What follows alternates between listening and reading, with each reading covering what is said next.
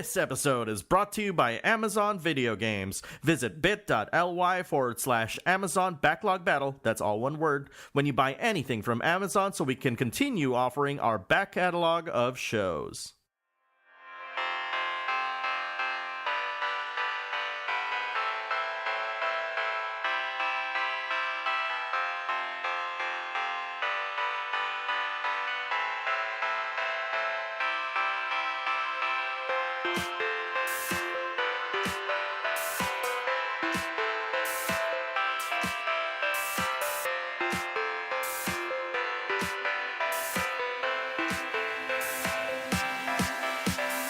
This is the Backlog Battle Podcast, episode 177.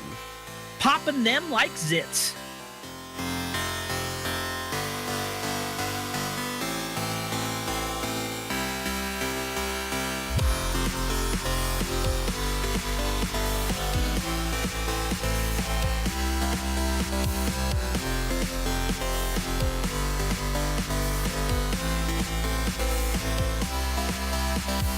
Hello, everyone. Welcome to another episode of the Backlog Battle Podcast. This is Anthony.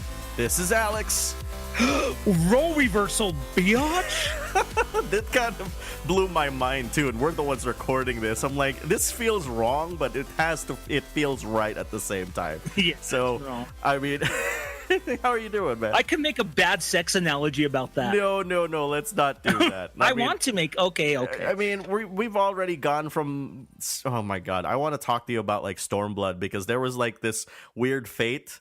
It's called, like, the Virgin Homicides, and it's all about, like, these fucking wolves and, like, how they want, like, virgin harlots or something. Like, I mean, they don't want virgin. It's a really weird fucking thing. Like, I saw it and I read it, and I'm like, okay, that's a weird fate description.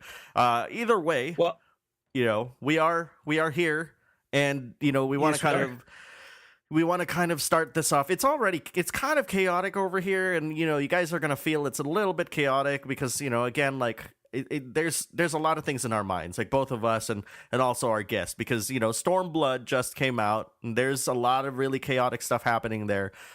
He is RubiconVale, his real name's Paul, and he is the host of the Gather Together podcast. It's a fantastic Final Fantasy XIV podcast. They don't talk about spoilers. It's kind of just like us, but it's with Yelta Sumasu. They're shooting the shit, talking about Final Fantasy, and sometimes they go, talk about other stuff too. But let's just not dilly-dally here and just not and start talking about video games. So let's bring in our guest, shall we? Yes, sir. Let's do it. All right. Hey, Paul, how's it going, man? It's going. What's up, Alex? Thanks for having me. No problem. Doing pretty good. I'm just so fucking happy that Stormblood is fixed by the time like we've been recording this. This is kind of crazy. Oh, man. I guess I'm glad I haven't purchased it yet. And I'm still in Evan's ward.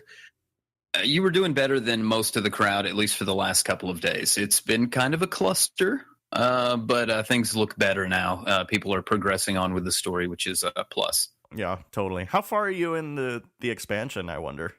Okay, so I'm not really balls to the wall right now. I've got a lot of friends that are kind of hitting 70 right now and getting things done. Those were the ones, I know, those were the ones that actually got past what everyone is calling, in a cute way, Raban EX and Pippin EX. Mm-hmm. Those were the NPCs that were kind of causing the cluster. But for those that have gotten past, yeah, they're ahead. I'm married. I married my wife. We met in Final Fantasy. We can go into that at some point today. But so she has to work this week. I took the week off vacation, and I want to keep my marriage. So I'm not really pushing terribly fast into it. I have other jobs I can level and stuff. So I'm just going at a nice, easy pace. I'm level 63 right now. So I'm just kind of letting it flow. See, you have the opposite problem of most spouses. Most spouses, you're playing too much. Your problem is you're not playing enough. So I chose wisely. Yes, you did. I made that choice on purpose. Yes. Good. Okay. This is kind of confusing me. So, didn't you propose to your wife during Final Fantasy Fan Fest last year, or did you get married last year? Let's just go right into it then. So, okay. I'm sorry, because when I met you, no, it's a great story. Jesus Christ, Alex, tell me all about your personal life.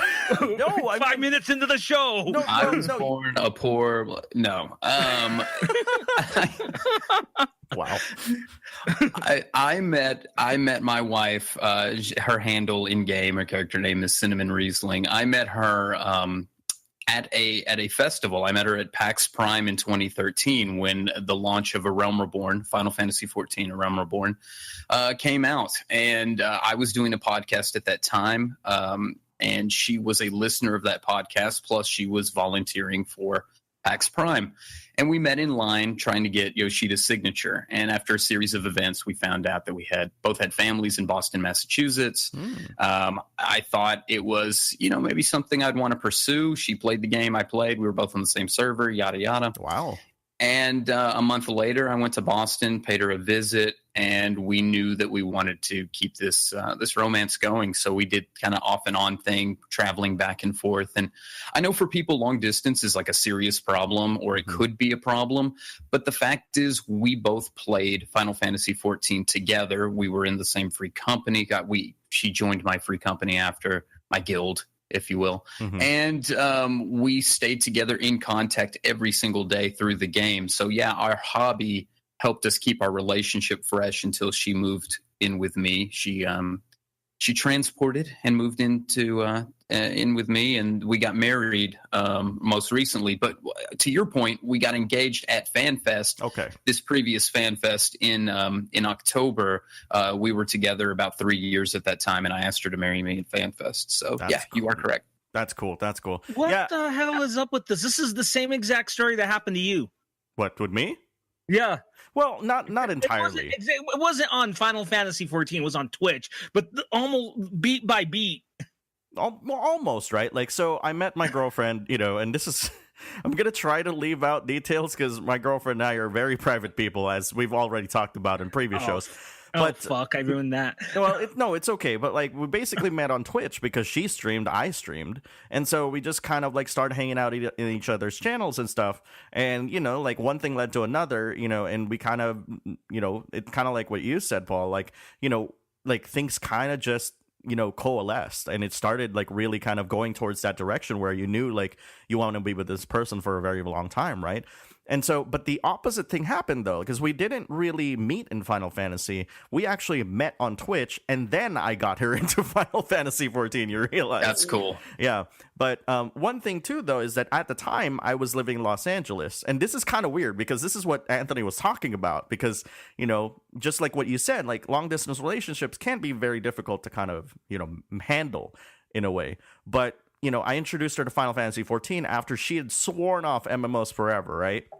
And so she starts playing, gets really into it to a point where, that is basically our activity, like every single week. Like every time like we get off of work, would sign online, I'm in Los Angeles, she's in, Portland. And, that's how we kind of communicate, and that's how we kind of spend our time together and stuff. And we'll be in voice chat, doing that sort of thing. And, one thing led to another. And then, about last year, June, I moved up. Because I'm like, this is going towards like a place that I really, really like. And, this is the next logical progression. Right. So yeah, I mean, it's kind of crazy that we both had that sort of experience, though. I have to say, nothing changed in our relationship. Nothing changed in our relationship. Yes. But I gotta say though, it's rather interesting that not only did you meet her like at PAX, but also to find out that you're playing the same game and actually be on the same server. Like, yeah, I kind of lucked out. Yeah. Right. It's one of those things that you feel like, oh, it's meant to be. This has to be the right thing. I don't believe in all that destiny stuff. Like sometimes you do, and then you get jaded, and then you're like, I'm not going to do it. But I kind of let it go. And I don't mean to give relationship advice on the show. I know this is not a dating show. We could turn it into one if you'd like. I mean, this is your show. Backlog dating. But I found that when you are yourself, you do your hobbies, you love what you love, you'll attract people who hopefully love the same kind of things that you love. And that's where I would say build your relationships on that. Don't put on a mask. Don't try to make somebody love the game you love, or don't try to love something that somebody else loves for the sake of trying to make a relationship work. Just love what you love and attract what you'll attract, and you'll be happier at the end.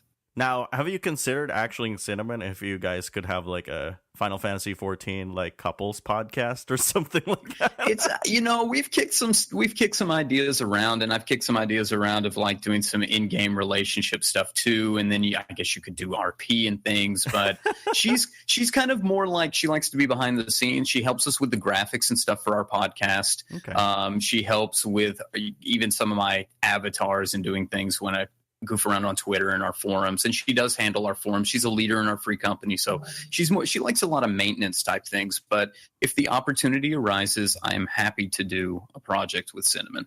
Okay, sounds good. Me, I'm the single bastard, so which That's is awesome. I'm told. Ask Alex. I am totally happy. I was married for a long time, and I'm happy to not be married. So yeah, drink beer, scratch your balls. I mean, like, I don't do that, but I play video games whenever the fuck I want now. There you go. Yeah. And then when my kid comes, we play games together, so it's good times. Good stuff. But he did try real quick though. He does have a level 25 martyr, I think, on Final Fantasy XIV.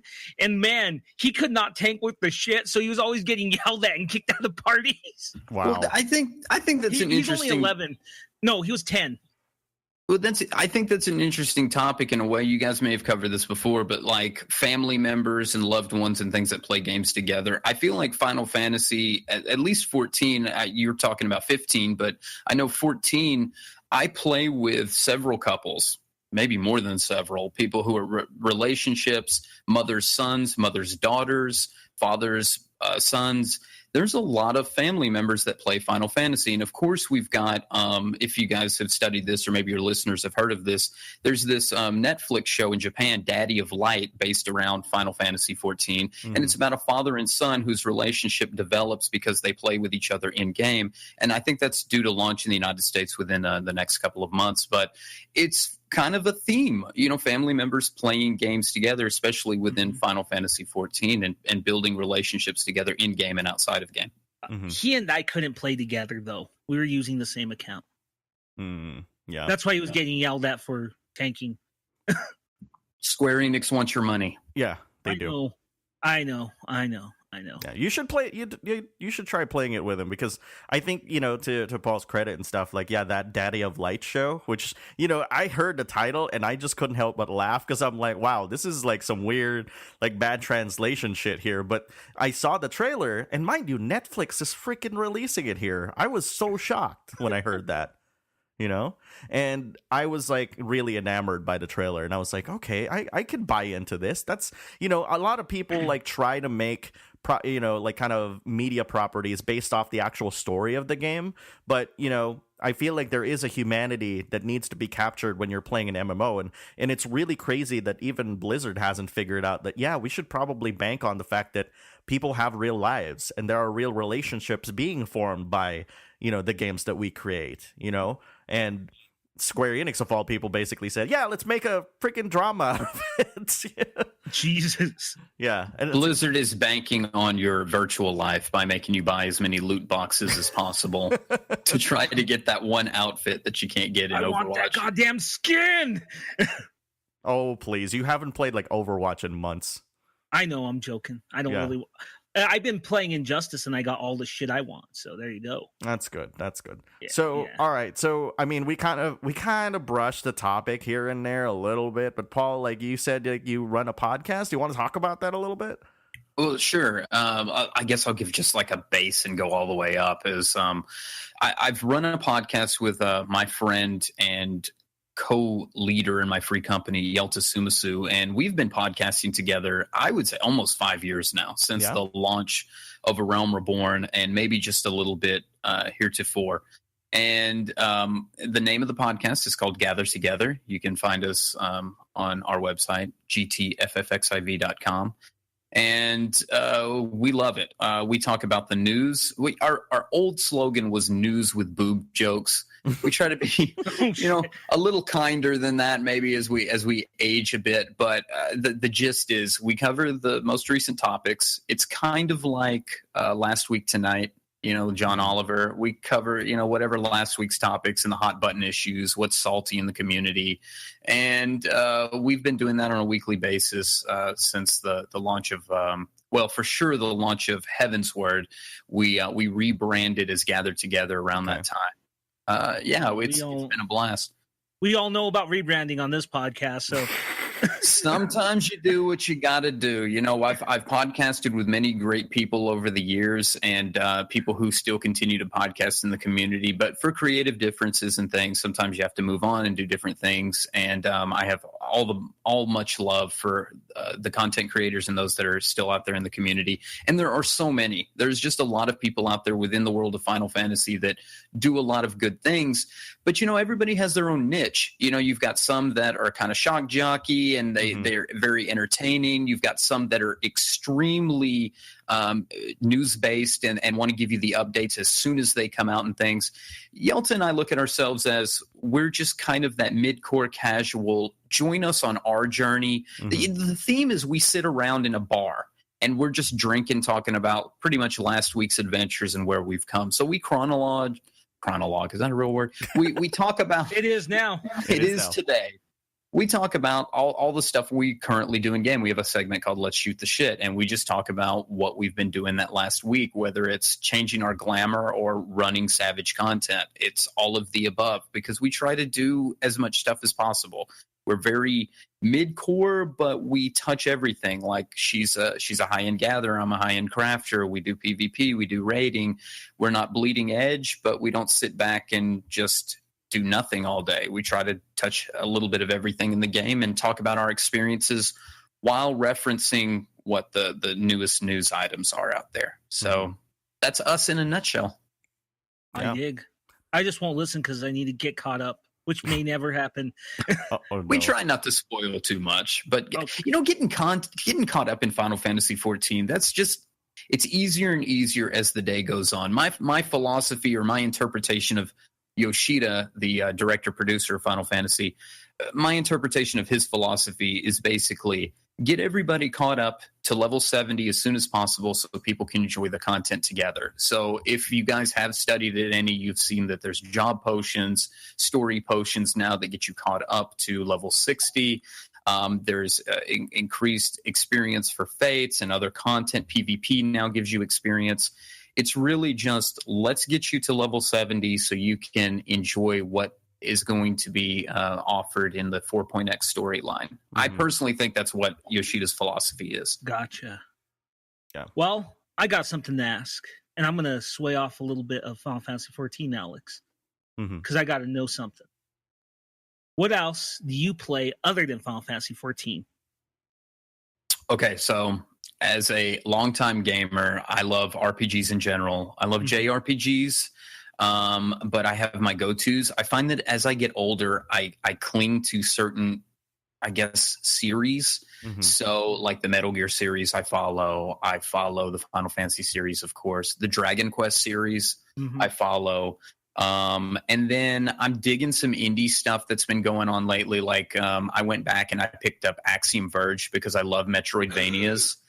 And I had to get in on that. I loved the Metroid news that I heard from E3, so I'm very excited to see I want to see their take on the Metroid 2 remake, because I played the fan-made one that got the cease and desist like right after they launched it, and I really enjoyed it. So I'm kind of interested to compare those two, but I love my share of Metroidvanias. I don't know. It's just kind of a revolving door of games. Like whatever I see that's hot, I'll grab onto it. Alex, I know you and I have talked about the King's Quest series. Oh yeah, I'm a longtime adventure game fan. I loved the remake of the King's Quest series that came out this past year, and I'm looking forward to titles that are kind of like that. I saw, what was that new game? It wasn't Brothers, but it made by the people that made Brothers. Like it's A Way Out.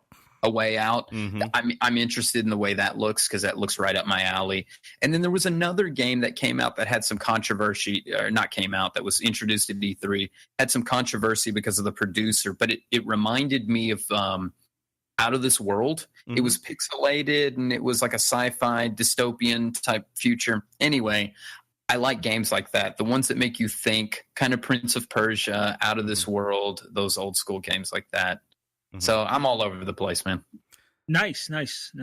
So I got to ask you, I have to ask him if he's played the big JRPG this year. Persona 5. I did. Okay, that's a series that I never got into, and I'm afraid to get into it late in the game. Cinna, my wife, has played all the Personas, and I think she actually is playing 5 currently. So I watch her on occasion, but no, I'm. So are they letting you spoil it now on Twitch or anything? Do they let you show that stuff anymore?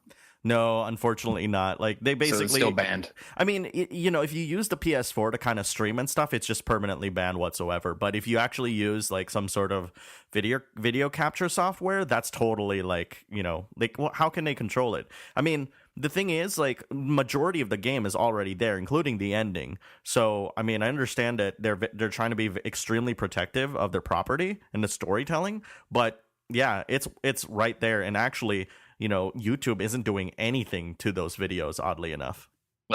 In a way, I think that's good because I don't know how I feel about blocking showing. Like, I don't want people to get spoiled. At the same time, I purposefully don't look up reviews and things of games that I really don't want to get spoiled on. So I guess I have a mixed opinion on the deal, but I'm kind of like free speech. If you want to show your video, but just mark it for spoilers. Yeah, that's kind of how we felt about that whole controversy. So, okay, you have a podcast about Final Fantasy XIV. You play a lot of Final Fantasy XIV, but I think like the better question to ask is like, I'm able to play other games while playing Final Fantasy XIV. Are you able to play other games while playing Final Fantasy XIV? Kind of depends. I put a lot of time into Final Fantasy XIV, and the podcast and the game to me are almost one continuous life force because the whole reason I originally wanted to get into podcasting for 14 was because I wanted to be a better Final Fantasy player. I played 11 back in the day, and I felt like I didn't know what I was doing. I was always looking at the wiki, had no clue what was going on. People would spout off things to me, and I'm like, what's that? Tell me again. Can you take me there? I don't know. And I wanted to be more knowledgeable about the game, so I wanted a podcast to help be more knowledgeable, and so I play the game so I don't sound like an idiot when I do a weekly podcast, and it just kind of Ouroboros, it just kind of feeds within itself. But there are times when 14 is just boring as hell. There's just nothing to do in the game. You got a catch-up patch, and there's you've already caught up and everything. So yeah, I find room for those games, but they have to be big titles that I'm willing to take that leap on. So, for instance, Dragon Quest Heroes 2, that was one that I really wanted to get, and I devoured it. I loved every minute of Dragon Quest Heroes 2. So I'll talk all about that if you want to talk about it. Totally. Like, how did that game turn out? Because like I played the first Dragon Quest Heroes, and I completely like just abandoned it, which is really sad. Yeah, and it had a great premise, right? Like, I mean, we played Hyrule Warriors. That one was really good, right? Like, that was great, yeah. And all the other Warriors games, but this one, it was just like, I mean, how did they differentiate Heroes 2 from 1, I guess, is my curiosity. Well, I didn't play 1, and the reviews that I read were what's the difference between the two? A lot of people liked 1 better for reasons, and I don't really understand what those reasons would be. Maybe they just like the characters better, or maybe some characters were overpowered and got nerfed in the second one. Opinions vary based on who your favorite character was, I guess. So, but in 2, I really enjoyed the story. I felt it was very story driven, which I like for a Dragon Quest game. But I felt that once you got to a certain part in the story, it did open you up to change your accessories and such. I don't think it lends, I guess if you go online, it's better, but I don't think it lends to a lot of replayability, because once I finished the storyline, I felt like I was pretty much accomplished because I did a lot of side stuff on the way to the end. It didn't seem like when you beat the game that there was a lot of stuff unlocked at the end for you to go back and do. You could do it on the way to the ending. But there's a whole online mode that I didn't delve into because right after that I was like, well, GTA 5 is on sale, so I'm going to buy that. And then Stormblood, which I knew that I had about a month before Stormblood came out for me to get things accomplished, or else I was going to be neck deep in 14 again. Yeah. Well, were you able to catch up and stuff, like in terms of like your gear and all that? Like, 14, we were pretty much good to go. We finished up. 3.x is kind of weird for those that have played Final Fantasy XIV this past couple of years. The 3.x storyline was great, but the 3.x raid cycle and difficulty of content was a mixed bag for many, because Yoshida himself said the jobs weren't balanced correctly. There were big buffs that came in that made some jobs overpowered more than others. Content was more difficult than they meant it to be.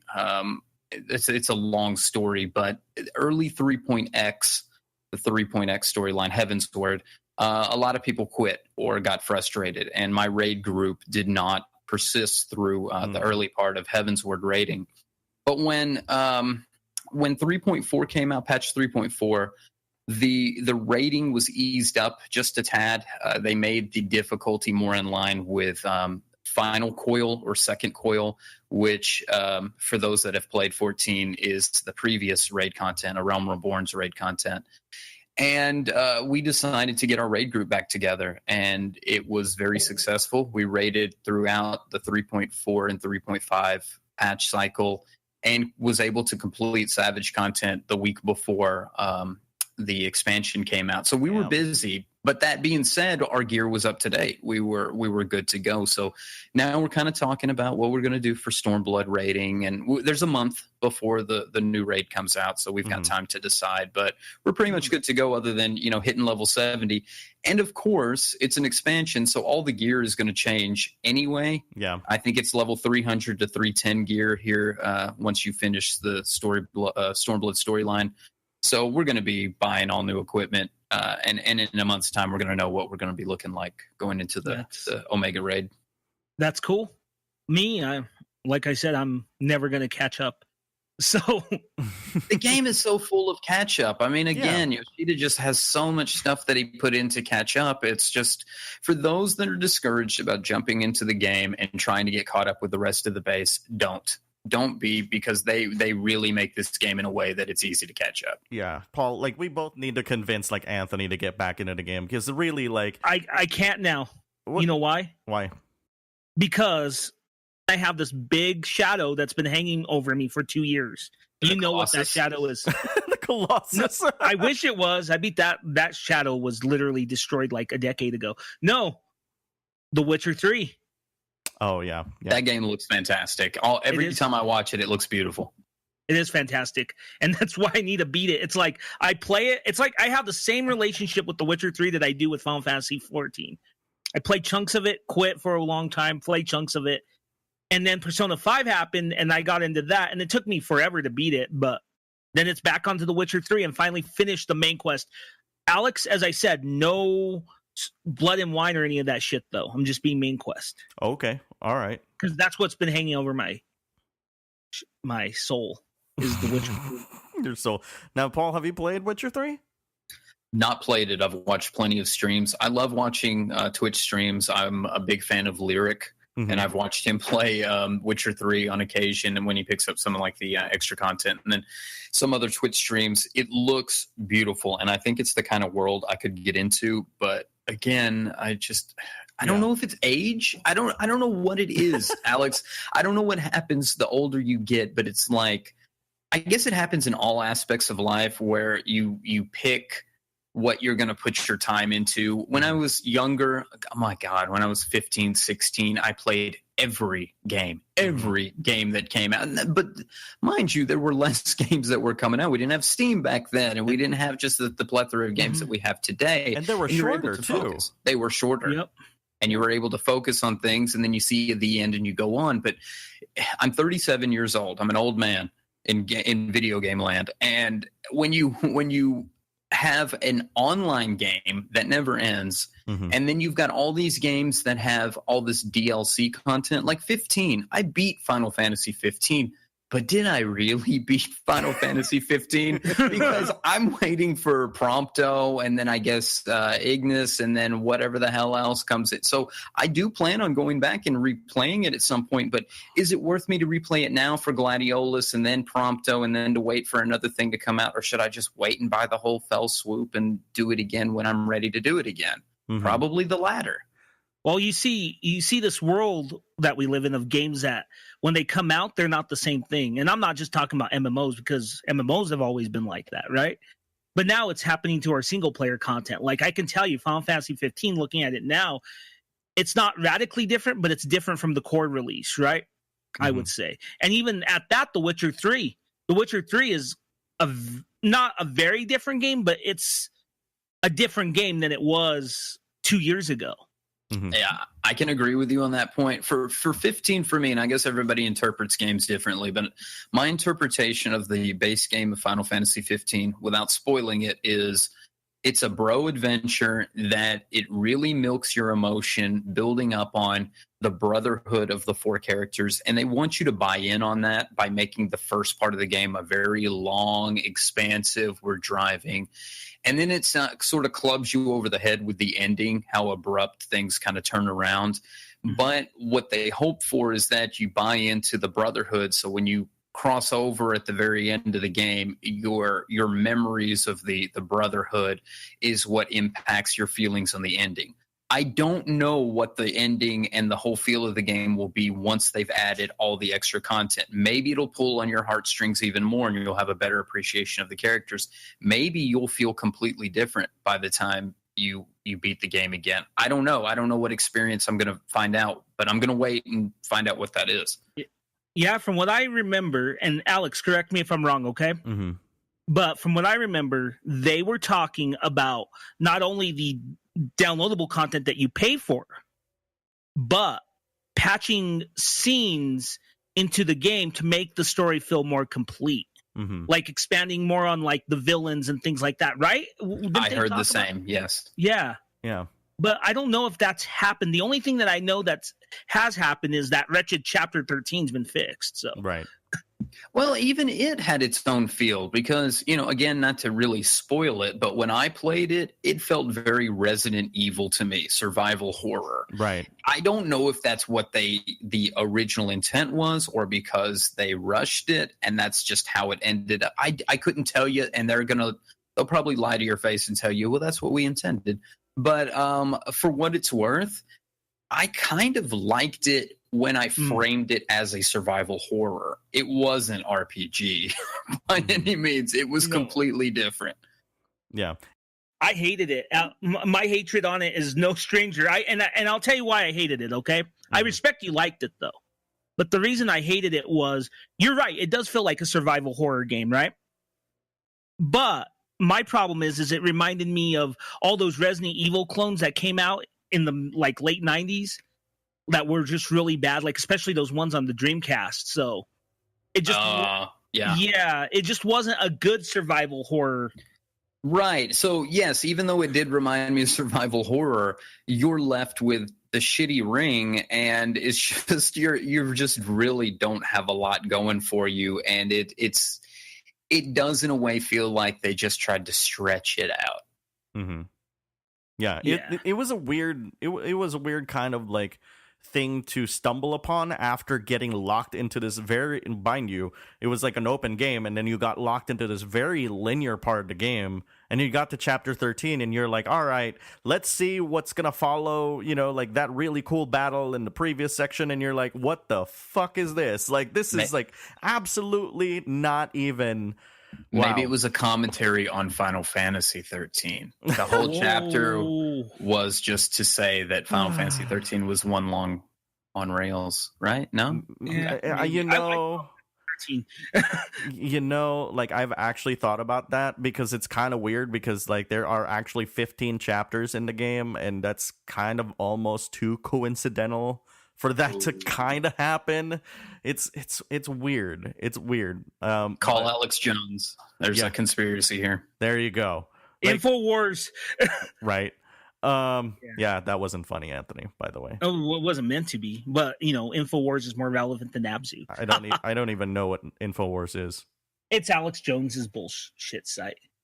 Oh, who is Alex Jones? He's a very famous conspiracy theorist that is just a nut job. He's not the ancient aliens guy, is he? No. That's Tsoukalos. He's got great hair. He The does guy, have I great thought hair. that was the guy with the crazy fucking hair. Is that Sukalos? Yeah. Okay. Yeah. There's a lot of Sukalos memes out there too. Yeah, of course. Allegan.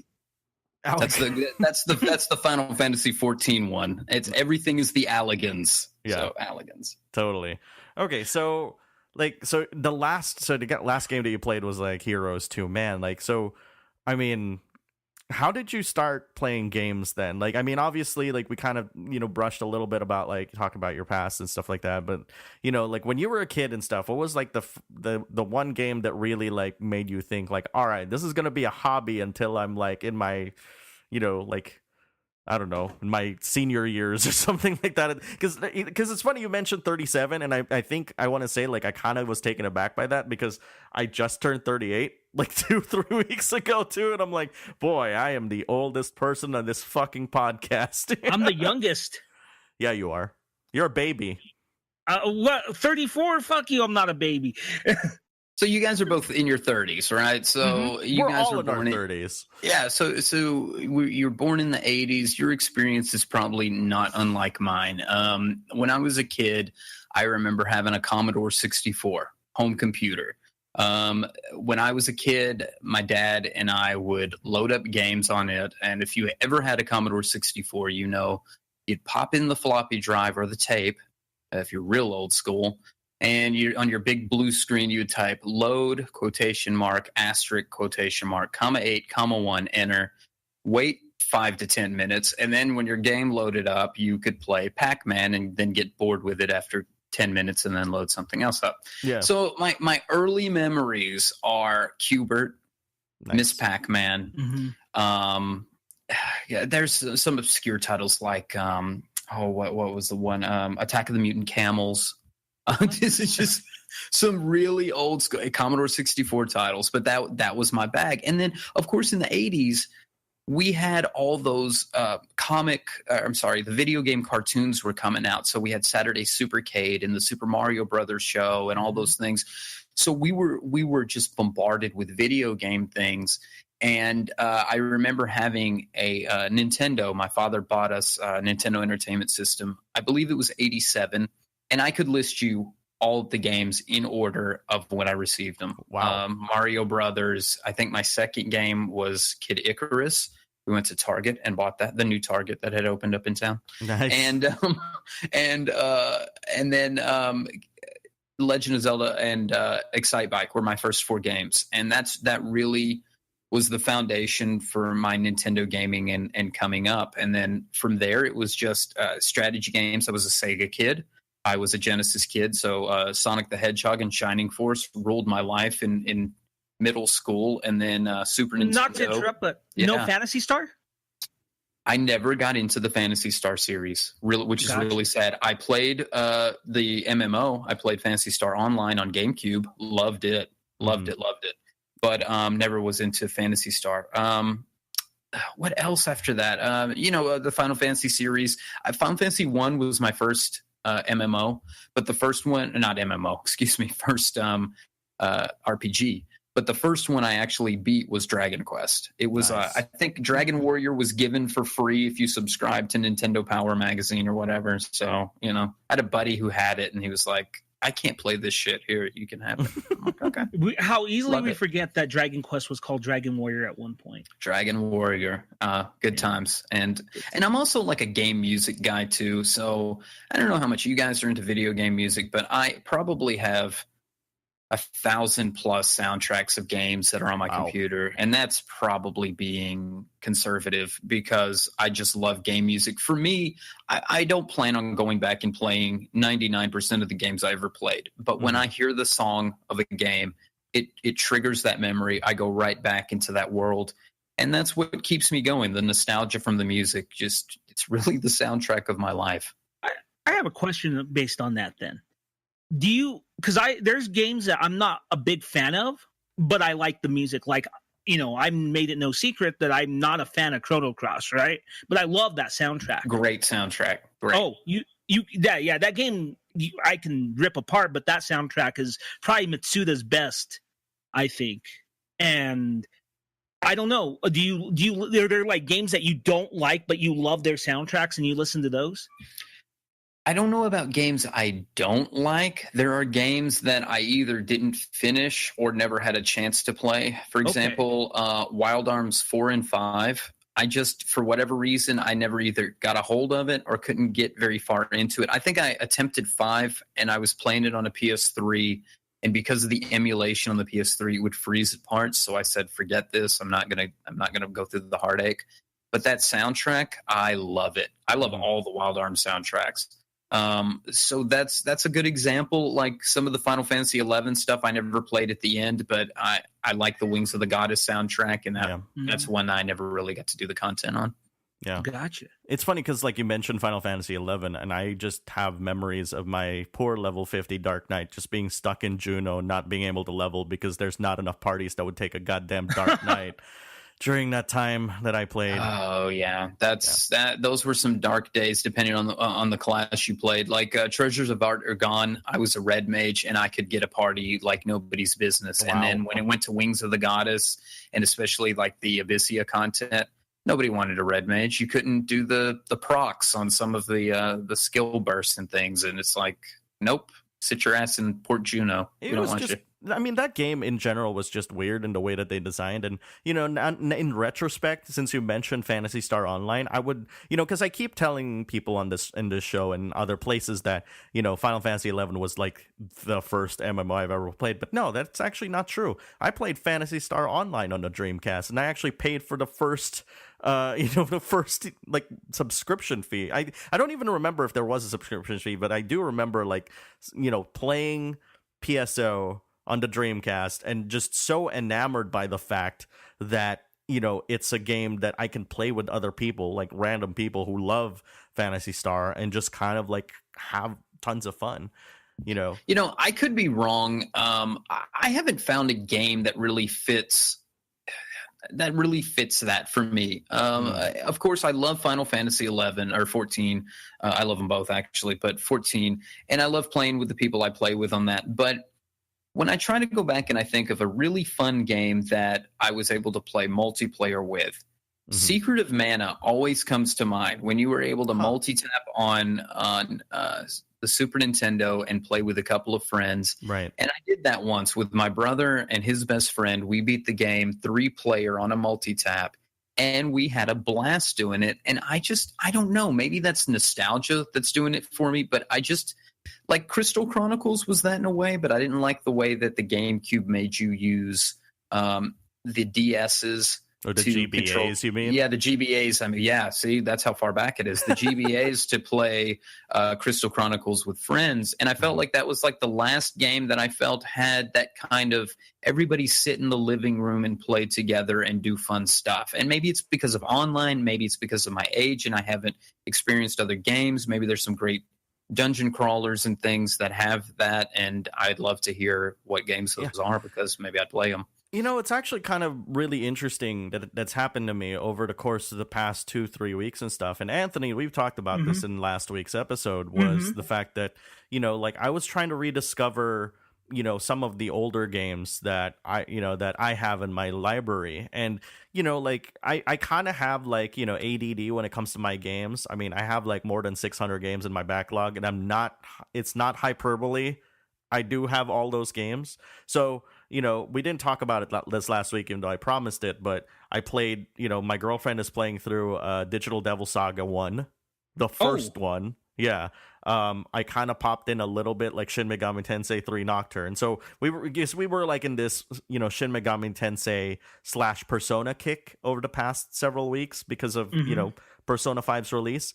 And then, you know, like, all of a sudden, you know, because of the Destiny 2 reveal, I kind of got really curious about the series again and start going back to it, you know, and honestly, like I already knew that, you know, Destiny was going to be a fun game to play with other people, right? Like, you know, but I didn't realize how much fun it really was until I actually was doing what, you know, I sought out to do, which is, all right, get 2 other people who, you know, like one person who has never played the game before and the other person who's just coming back because I told him to install the fucking game on his PS4.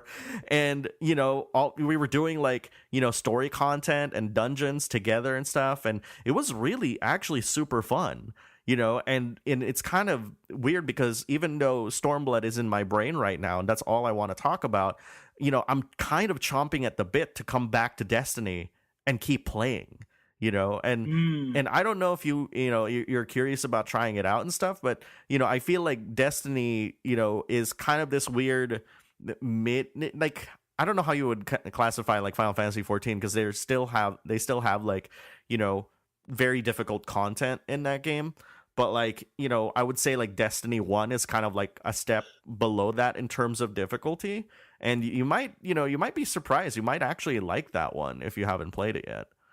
That sounds like fun. Well, so where are you guys at? And I didn't listen to the full episode from last week. Did you guys have a discussion about like the Anthem versus Destiny 2 thing? Like where you see that going? Like who would be on top and which one you prefer, or will you play them both? I have no clue. What do you mean? You have no clue? Well, no, like I know what Anthem is, but I really don't have an opinion on it. Okay. Which is rare. Yeah, you usually have very, polarizing opinions when it comes to that game, or when it comes to games in general. So you've seen it, and for me personally, like I am on the camp that I know what Destiny can offer. And so, and I actually pre-ordered Destiny 2 digitally recently. So I'm actually not only going to get the game, but I'm also going to get all the expansions because... Did you pull that awful looking Marvel vs. Capcom game? What do you mean? Did you pull your reservation on that? Oh, I told you. Okay, I was going to. You know what? I think I heard you say that on the episode. I remember. Or I've heard other people say it at least because of what Chun-Li's face. Was that the kicker? Well, you got to understand, Anthony has like a heavy DC bias. Oh yeah. Yeah, but it's not just that though, because look, let's take this from my DC bias. Okay, let's look at and you said this yourself, and I did look at this for a while. You look at Marvel vs. Capcom 3, right? Mm-hmm. And you look at this new one. I'm sorry, but Marvel vs. Capcom 3 looks like the better game overall. In terms of looks, though. In terms of looks, yes. I don't know about gameplay, but in terms of looks, the game just doesn't look that good graphically, and I'm just not. Unless I hear otherwise, and again, I could hear otherwise because let's be honest, I am one of the few people in the world that like Street Fighter V. So, no, you're not few, not at all. Okay. There's a shit ton of people like playing Street Fighter V. Like, I mean, come on, like there's a lot of people like the signups for Evo, the championship series for Street Fighter V is like the most in the entire series history. So, okay, I liked it at launch. I was like one of the two people that didn't mind it. Okay. That's fair. I had issues with it, but you know what I mean. I should say at launch, it is a different game than it was over a year ago. Mm-hmm. But kind of going back to what you said, though, just to kind of close the conversation on that, I pulled my Marvel vs. Capcom Infinite pre-order, and I fully paid off my games. In case you guys, Paul was wondering and stuff, I fully paid off that game, and I put it towards Mario and Rabbids Kingdom Battle, the collector's edition. Oh, okay. Yeah. Another game that Anthony actually hates with a passion, by the way. I don't hate it. Let me explain, which I explained last week, okay? I don't hate the game. It looks good. I hate the fucking Rabbids, though. They should all be euthanized. They should be all gathered and fucking shot with a painless death and wiped out from our fucking What if that's memories. the game, dude? What if that's the whole game? What if Mario is there to kill all the rabbits? But it's Nintendo. They're not going to kill anything violently. All right, they squeeze them and they pop them like a zit or something. If NetherRealm was making the game, I'd be fucking full in, baby. Well, yeah. Well, that's not going to happen. That's not going to happen, but I would be full in if NetherRealm. Hey, I can talk in hyperboles. It's fun, so. But no, I'm not saying the game looks bad. I just fucking hate the Rabbids. Yeah. But kind of going back to your question, though, Paul, like as far as Destiny 2 and Anthem's concerned, Anthem shows quote-unquote promise, but you know what also showed promise? Mass Effect Andromeda. Yeah. Now, are you a long time? I didn't play any of the Mass Effect games. I was the Old Republic, Knights of the Old Republic. So, I get the genre, and I like, being able to choose your adventure and stuff. I just never got into the Mass Effect games. Those that played it loved it. I know there is a huge fandom into it. And I know that Andromeda broke the hearts of a lot of hardcore fans. For me, I just kind of sat on the sideline, ate popcorn, and looked the other direction. I didn't have a dog in the fight. I'm happy for you. I would have loved to be in your situation because I was one of those fans that got their fucking heart ripped when I played that piece of junk. So there you go. Look, nothing will ever take away the pain of when Final Fantasy XIV 1.0 came out for us Final Fantasy players, and we were like, "This game is good," and all our friends are like, "No, it's not." And it's like, "Yeah, this game is really good. We like it." Let's talk about that. Let's talk about. Did you played 1.0? I did. I'm a legacy player. I stuck with it until when it came out, and then I paid several months of it until they were like, "We're not going to make you pay for this." And then I persisted until Star Wars: The Old Republic came out. I played Star Wars: The Old Republic for a couple of months until I realized there was no end game in that game. And then at that time, Yoshida had taken over as producer and said, "Here's jobs. We're going to try to fix this broken thing." And I was like, I'll give it a shot. And then they did the legacy promotion that was like, "Okay, if you stick with us, we'll make this, a discount." And I was like, "Sure, I'll do that." And I was starting the podcast at that time. So whenever 2.0 was announced, it was like, okay, I got to stick with this. Right. Got to stick with this game. Mm-hmm. That's really cool. I mean, I wish like there were some games that were constant between me and Anthony and stuff. And, like we get a lot of feedback from our community and they all ask us like, "Why don't you guys play the same games?" And I'm like, but if we do that, it's not going to be interesting radio. Like you guys would listen to us and be like, Anthony will like just shit on everything I play and I'll shit on everything that Anthony plays. Like, you guys really want that? Yeah, that would be lame because let me give you a prime example. Pokemon, right? Mm-hmm. Alex is not a Pokemon fan, but I am a Pokemon fan of the games, not the cartoon. Fuck that cartoon. But you know why? You know why? Because Ash, that little bastard, he's the most worthless Pokemon trainer. Oh, I'm gonna be a master. Like what? 16 fucking years later, 20 years later. You're still asking that a rock type is weak to a water type? Fucking master, you are. Anyway, I digress. But Pokemon's a prime example, right? Mm-hmm. If we did a podcast where we forced each other to play games, Alex would just bitch about playing Pokemon, and I would praise, and we argue as it is, but being an outsider approach, there's times when Alex will ask me more, how can you say it, informative questions from an outsider's point of view, as opposed to, just shitting on it. Does that make sense? Yeah. Oh, yeah. Yeah, and he's not shitting on it. He'll ask like, really? So you feel like these mechanics are different from this one and stuff like that. So Pokemon's an example of that, or even like where we're at with Destiny. Like right now, I really don't care about Destiny, but I'm curious how it stacks up compared to what it was without playing it. So I'll ask Alex how it is. So, that's just how we do it. Mm-hmm. I listened to y'all's episode with, I think it was Xander. It was a couple weeks back or so. And you guys made a great point that I can relate to, is that you guys don't just agree with what the other one says all the time, because that would be boring, honestly. And fans appreciate having 2 points of view instead of two people who are just saying the same thing. Yelta and I in Gather Together, our podcast, we don't agree on the same things. There are core aspects of the game that we agree with, and we keep playing the game because we like those core mechanics. But there are things that she doesn't agree with that I'm like okay with, and things I don't agree with that she's okay with. Some of the pop-ups and things, the presentation of the UI, Yelta can't stand. I like when I get told that I sold something and it pops up in the middle of my screen. It makes me happy.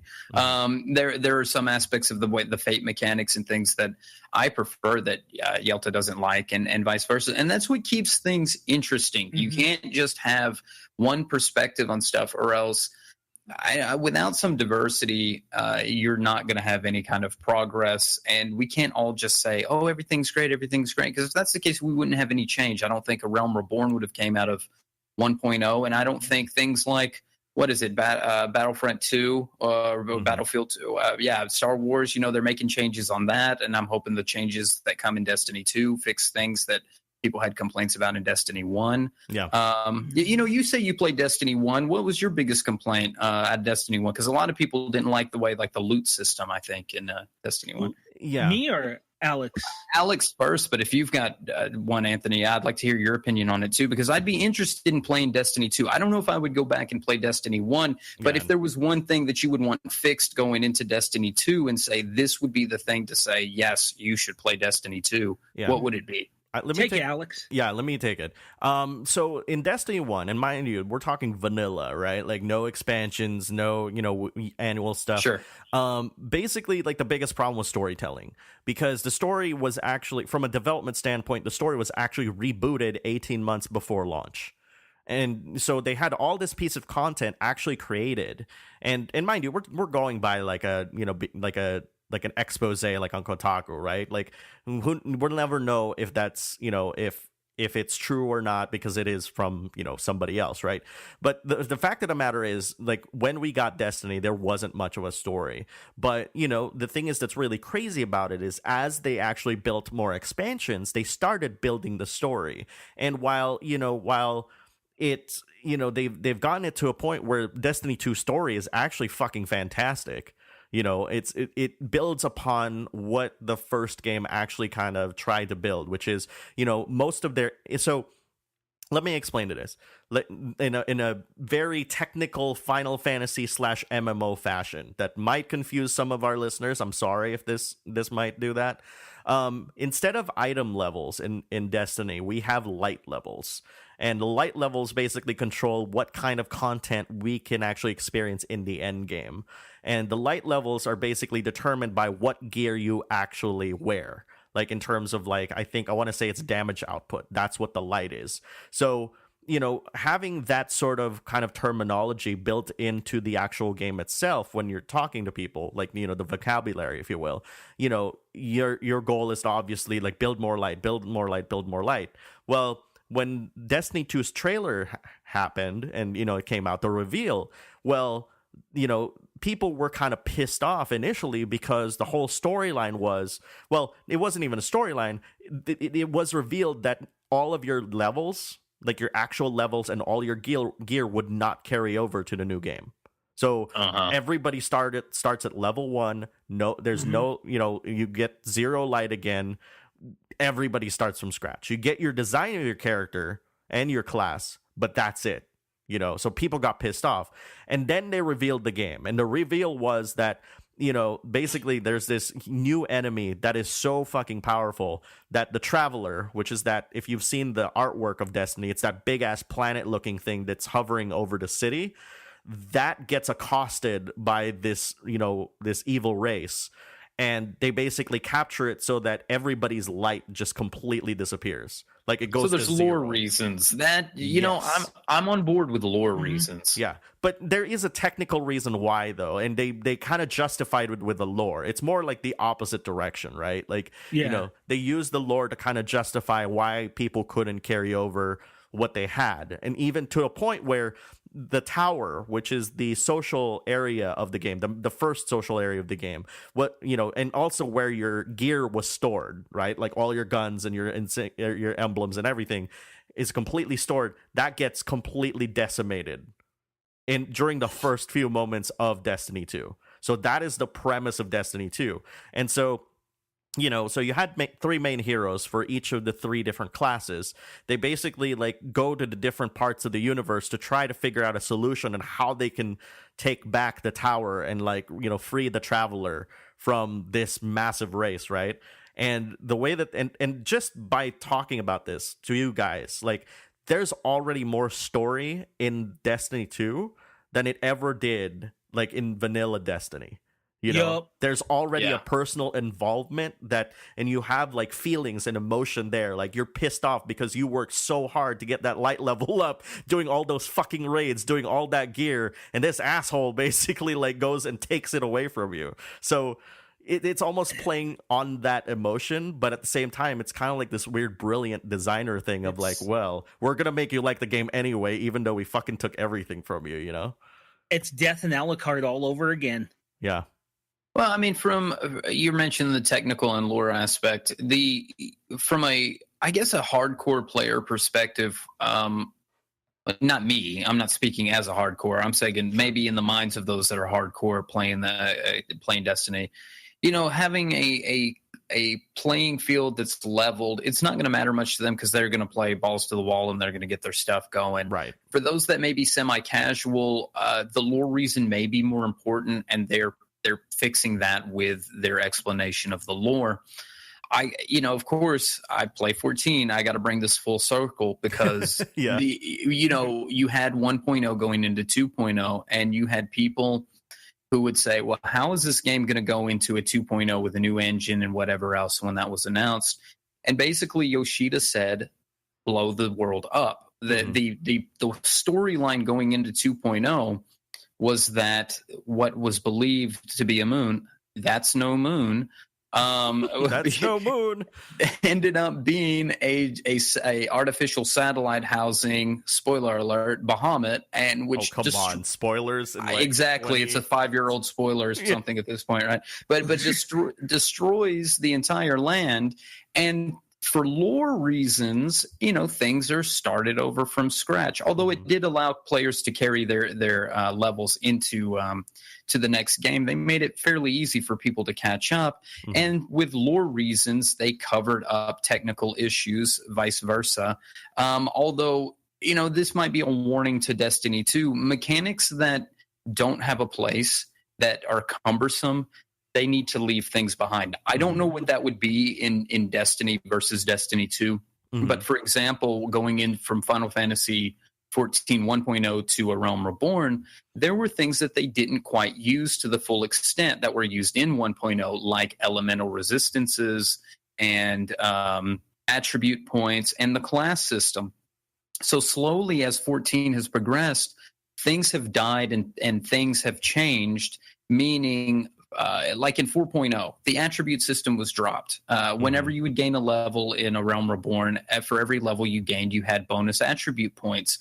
But the attribute point system was worthless. It didn't do much to augment your stats at all, and it was just something that carried over from 1.0. Yeah. So they cut it out, and I truly believe that classes at some point will be cut out, because in 4.0 they've changed this role system where jobs use role abilities instead of having to level up older classes and gain abilities.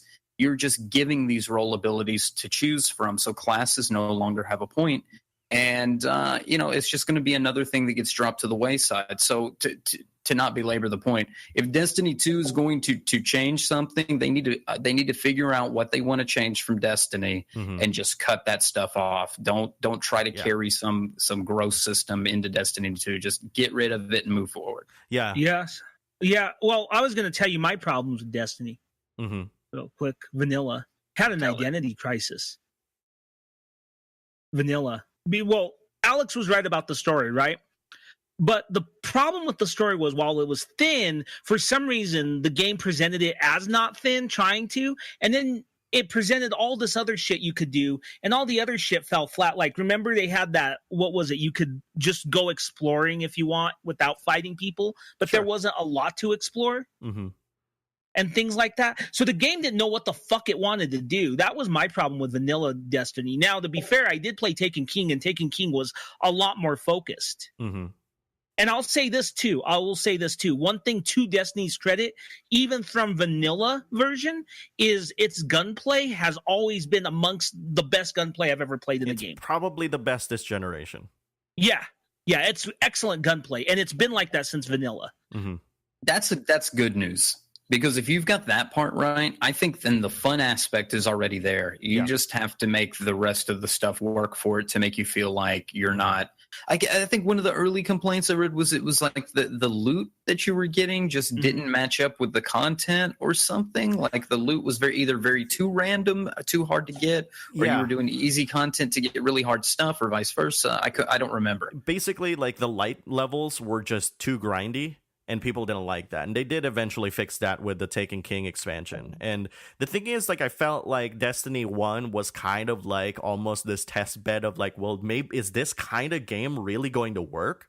You know, because I mean, the argument could be said that, you know, Borderlands tried something like this, but I would also counter argue that it's not to the same degree of, you know, like, in terms of like, I guess, like world building, and I'm not talking about story world building, but I'm talking about like the things that you can do in the world, right? Like you can't just randomly, like, you know, stumble upon somebody else, like a friend or maybe a future friend, if, you know, things happen really well, you know, and kind of play with them in this kind of big open, you know, playground, if you will. I don't want to call it sandbox because it's not that, but like, you know, when my friends are playing, you know, when we tried to play Destiny last week and stuff, like we actually had so much fun. And even doing like the patrols, which are just, you know, hey, there's these randomly generated missions that you can pick up and you just do it, right? Like, and you know, it's almost like dailies basically.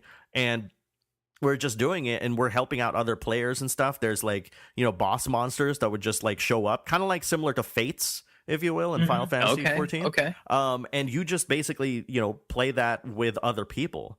And, you know, you get that sort of like, you know, community there that, you know, and the thing is that's amazing about Destiny as well is like if you have somebody who's like level 40 and you're fighting against like a level 15 boss, it's not going to one-shot the level 15 boss. There's no way. There's actually no way for like a level 40 guy to just one-shot, you know, bosses like that. So everybody feels like they're still working towards a common goal, you know, even if you're just like mucking around or, you know, and you know, to your point about abilities though, Paul, like what's really cool about Destiny is it is still focused on the gunplay, but a lot of the kind of abilities that you get are mostly, you know, alterations to existing abilities that you would find like in FPS games, for example. Like here's a good one. Like if there's like the Warlock has a melee attack that actually is kind of like, you know, has a little bit of a range to it. You can modify like what happens with that specific melee ability. So that's kind of like how they handle abilities. Or a grenade, right? Like throwing a grenade in an FPS game is just basically the simple thing. But you can have a grenade as a Warlock where it causes damage over time to anybody who's in it, or it basically like, you know, acts like kind of like a caltrop, and it basically just kind of explodes and splits shards like in different directions. So in terms of like balancing, I feel like, you know, Destiny has this interesting predicament of like, well, our PvE abilities aren't really that bad, but applying that same model though to PvP, that's when they started running into problems. Because it's the same set of abilities that you have in PvE than you do in PvP. So that can cause issues in games big time. It is. And, you know, for the longest time, like, you know, like in Destiny 1, it's a 3-on-3 affair. And it's already kind of like chaotic and people cheat. And, you know, but in Destiny 2, yeah. Well, you know, Alex, you're bringing up a point about using PvE abilities in PvP. And it causes conflict. And 14 had this issue until Stormblood, where PvE abilities were carried over. And then it was like, well, this one's too unbalanced, whatever. So we'll take these abilities away and we'll keep reducing potency. So every patch you would see so-and-so's PvP ability has been reduced. So-and-so's this ability in PvP has been reduced. And now in 4.0, they basically stripped it. I think they went the Overwatch route and gave everybody like 6 abilities and said, here's your 6. Combos will be comboed on top of each other. So instead of 1, 2, 3, you're going to press 1, 1, 1 or whatever, depending on your job. And they simplified it. It's level 30 content now. You don't have to be 50. And they made it simple and easy. And you know what? It's more successful now, I think, than it's ever been. And it's more fun now than it's ever been. I want to try it out personally because I think that their changes have been really fantastic. And, you know, I like this kind of, I don't want to say overwatching because that sounds like, you know, we're belittling that game, but it really is though. It's like, well, this is to Overwatch's testament because Overwatch is fun as hell, and it's fun as hell because I'm not pressing 10 different buttons and having to know how every character works to make it work. I'm pressing my Q or E or 1 or 2. And it's simple, fun, it's cute, it's bright, it's entertaining, and the pace is just it's quick. It's fast. And I've said this all the time. If your PvP is not fast, you don't respawn fast, and you get a sense of accomplishment by being able to do your abilities well, then it's not fun and you're not going to play it. And Overwatch has the formula down. Right. Totally. Yeah. So, I mean, going back to like the Destiny 2 thing, it's kind of like to your point and stuff. Like I'm still going to avoid it in Destiny 2 because I'm just not invested in that PvP. That being said, though, like the normal activities that you do in Destiny are just super fun. Like doing the dungeons, the strikes, that's what they call them. They're only 3-man dungeons, by the way. And there is no holy trinity in Destiny, mind you. There is none. Like there's no, technically the Titan is considered as a tank and the Warlock's considered a healer, but it's like you can still survive, like with a decent kind of composition if people know like what they're doing, right? Like, like 3 Warlocks. Something like that. But at least one, I know, like, man, I shouldn't be talking about these because I'd get in trouble because I haven't really raided in Destiny. But I'll tell you this, like, the raids in Destiny, from what I've been told, are not as complicated as even the simplest raids in Final Fantasy XIV. Okay. Yeah, so we're talking like, it does take coordination still. There are enraged timers and all that stuff, but it's all done, in a first-person shooter fashion, and it does feel very organic, even though, like you're playing what seems to be an MMO of sorts, or an MMO-like game, So, but if anything, I'm basing off of my pure experience from the story missions, from the strikes, which the strikes are, are very, very fun. Like, it's almost like a refined version of, like, I don't know, like a mission from Call of Duty or something, but in space, obviously. So anyways, I think Destiny 2 would be right up your alley, and I definitely want to play with you if you do pick up that game. So yeah, well, and then what's the other? Is it going to be on PC now? I think that was like the other big news. Anthem. Like, is it? Yeah. Oh, Anthem's going to be PC, but I wonder if Destiny 2 will. Well, even so, what is it on? Is it PS4? What is that? I'm playing Destiny Xbox. 2 on PS4. It is coming out on PC as well. And of course Xbox One as well. Anthem is coming out for the same platforms, basically. Well, I like when things come out on PC, or if they're able to do cross-platform. I do have a PS4, so I'd be happy to play it on PS4. And it's Sony and really your cross-platform. Yeah. Yeah, don't get me started on that. So basically, like the Destiny games do not have cross-platform. So that's the thing. That being said, though, like there is a healthy community of people playing on the PS4. I think it has the most amount of people of all the platforms playing Destiny. Nice. Yeah. So, and again, like it's, like playing Destiny 1, like last week, like we thought like we'd get lost and stuff like that. But, so many people just basically like, like help us out, like when we're doing like, boss events and stuff. And, the funny thing with the Destiny community, and it's very limited, by the way, when it comes to chat, because you can't actually chat directly with people. So most of the stuff that you do is you just basically do emotes. So like, like what happened last week when we fought like a boss monster and stuff, like a, like a world boss. We basically, after we beat the guy, we just start dancing because we're like, because why not? That's how we're expressing how happy we are that we fucking did it. So that's awesome. I mean, like the whole point is, are you having fun? And if you're having fun in a game, then it's successful. I think too many games put too much shit in it, and they try to overload it and try to do too many things, and it's not fun anymore. And I think the whole point is it fun? And if you're having fun, then the game is doing its job. There's too much filler bullshit. That's like Mass Effect Andromeda. That was one of their problems. Dragon Age Inquisition is a prime example of this. Mm-hmm. Where, like the main quest is fine, and even some of the side stories, but shit, man. Yeah. Building your palace, a lot of that crap is find 5 flowers for a garden. Mm-hmm. And you just go randomly walk around for a garden. It's just filler bullshit. Right.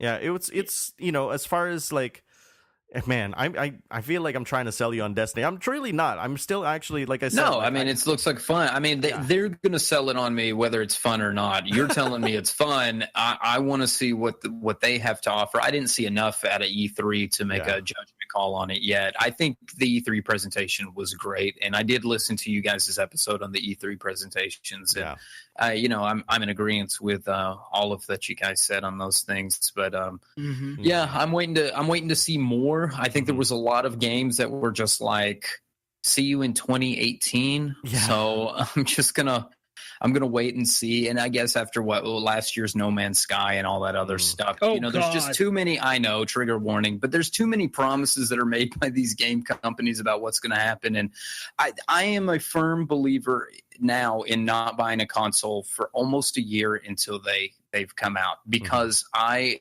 was always a first mover on Nintendo products. I was a first mover when the 3DS came out. I bought it and I didn't have any games for it because I truly wanted Kid Icarus Uprising to be my first game. Kid Icarus Uprising was delayed. Now, that game was amazing to me. I loved it, minus the hand cramps. But I thought that was an amazing game. I was a big time Kid Icarus fan. Again, Kid Icarus was the second game that I owned as a kid, and I loved it. So I wanted it, but my 3DS collected dust until that game finally launched, and then I built a collection afterward. The Wii U, I bought it immediately as soon as it came out, and it collected dust. It was a chew toy for my cat. My cat chewed through the cables 3 times on it. It's just, I don't understand. Why do they make it with that fluffy? I want to chew the cables. It's that fluffy, that chewy kind of plastic stuff. Anyway, and so I had like no games. I think I had iZombie or Zombie U or whatever the hell it's called. Yeah. And Mario, and that was about it for quite some time until I finally picked up like Hyrule Warriors and some other games. And it's still I modded it or I hacked it or whatever else. I can play Nintendo games on it, which is ultimately the end of every Nintendo console I own. Can I put emulated games on this? That's really how it ends up.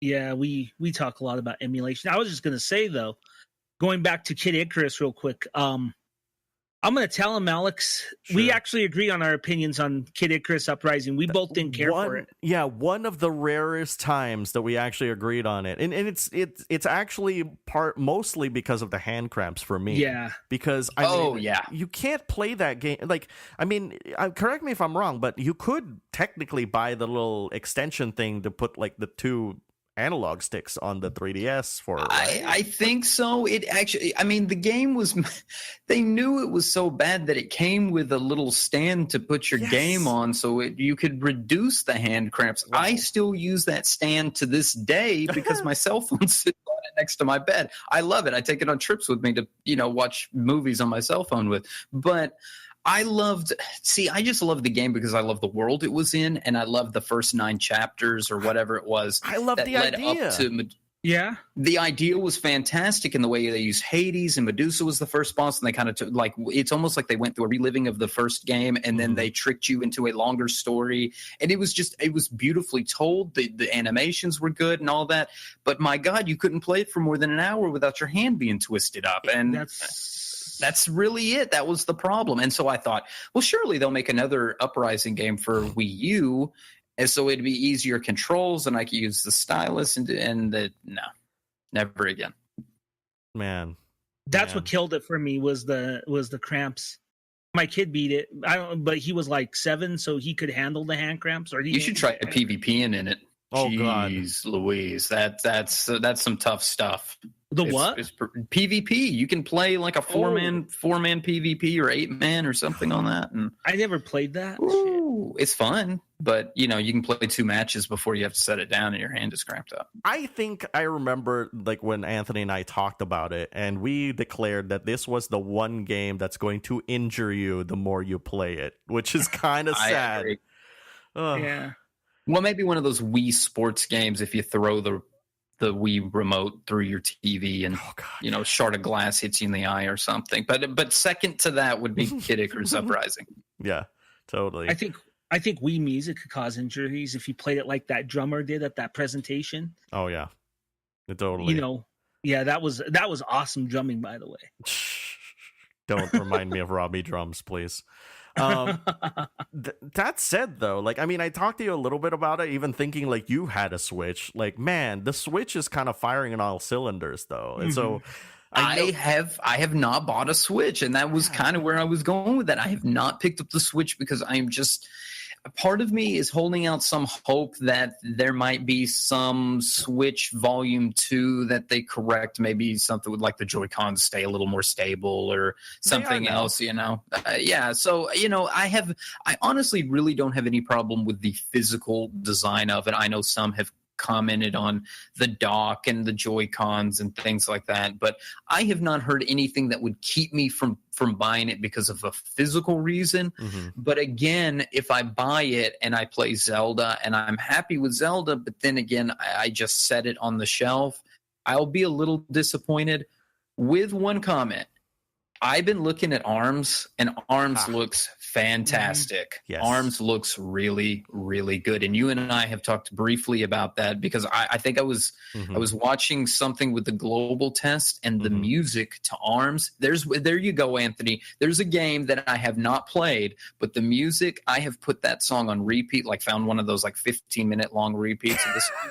There you go. The ARMS theme I have put on, and I've washed dishes and you know, vacuumed to that because it's so upbeat. It really looks like a great game. Dude, when I was like fucking clicking on Raubon and doing the Raubon Extreme, I was playing ARMS. That was my backup game, dude. That's good. That was probably a good use for it. Yeah.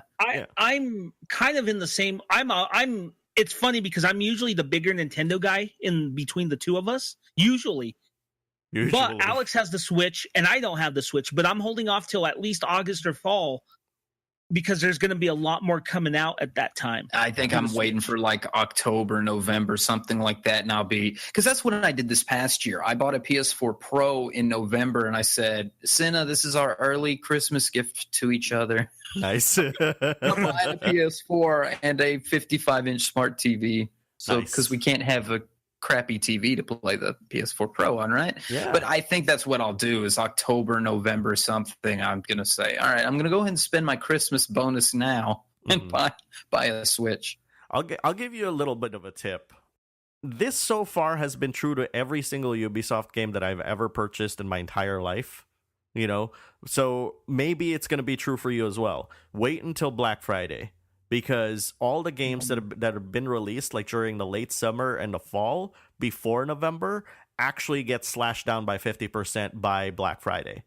I'm actually going to do that because, you know, who was it? Bethesda and Ubisoft announced so many games and stuff. And I'm like, yeah, how many of these are going to I'm just going to wait until like it's down by like 50% like in Black Friday and buy it on Amazon? Yeah, I'm going to do exactly that. To build upon that real quick before I ask my question. I have seen Ubisoft games released in November cut on Black Friday. Oh. And I bought Assassin's Creed 2. It came out like 2 weeks before Thanksgiving, right? And I bought that motherfucking game for $30 on Black Friday, the year it came out, the month it came out. Yeah. So yeah, Ubisoft, they like to cut their games pretty quickly. So let me ask Paul, because there's something I've been dying to ask him.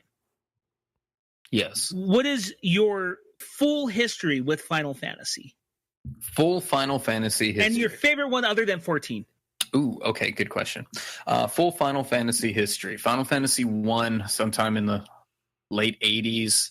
Biggest memory from it was I'm at Garugu Volcano on my first playthrough.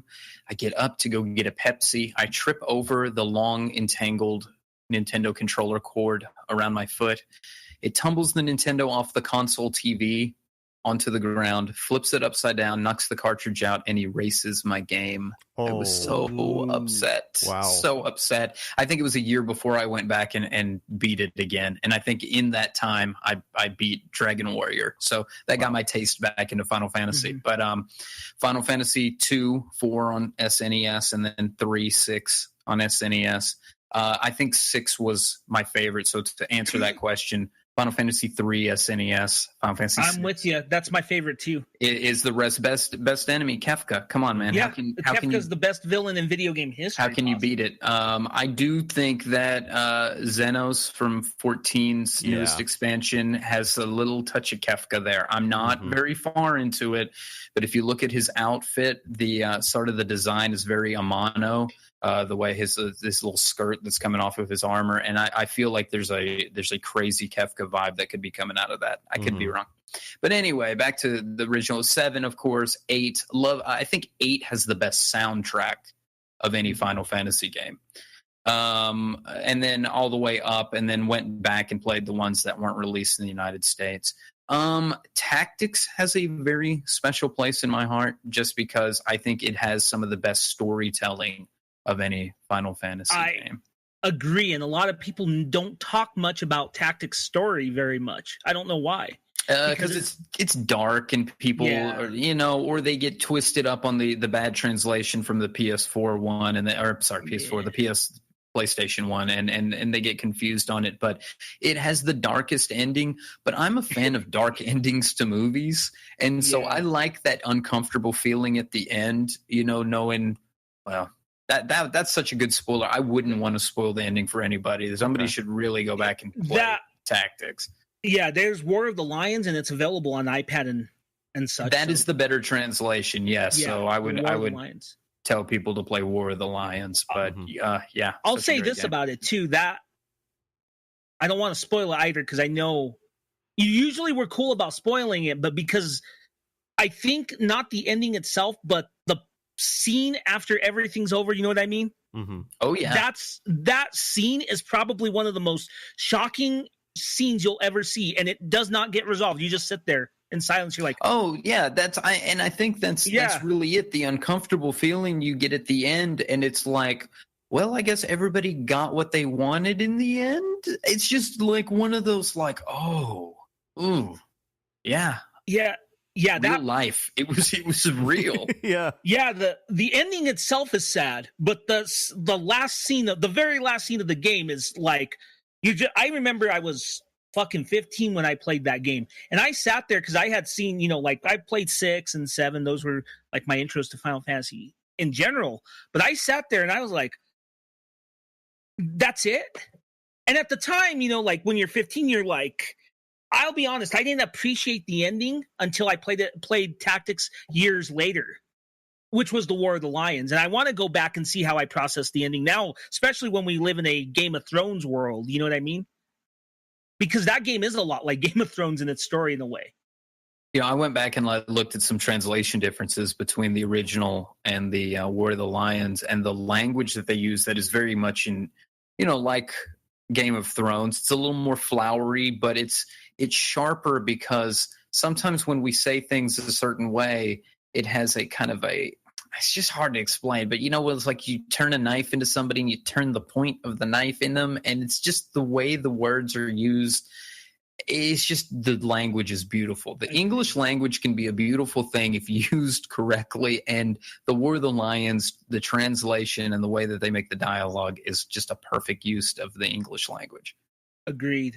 Yeah, War of the Lions is the definitive version of that game for sure. Yeah, someday I will like turn-based RPGs, turn-based strategy RPGs. Wait, don't force yourself though, dude.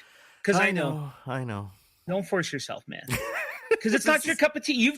I've known you for almost a decade, and you have tried and tried and tried and tried. You've tried every which way. You've tried Tactics Ogre. You've tried Valkyria Chronicles. You've tried, and I give you that. You've tried. It's just not your cup of tea, man. You know what's funny is that Bloodborne is actually slowly becoming that as well. Because I recently booted up like Bloodborne, thinking like, all right, this is the year 2017. You're gonna beat Cleric Beast come hell or high water.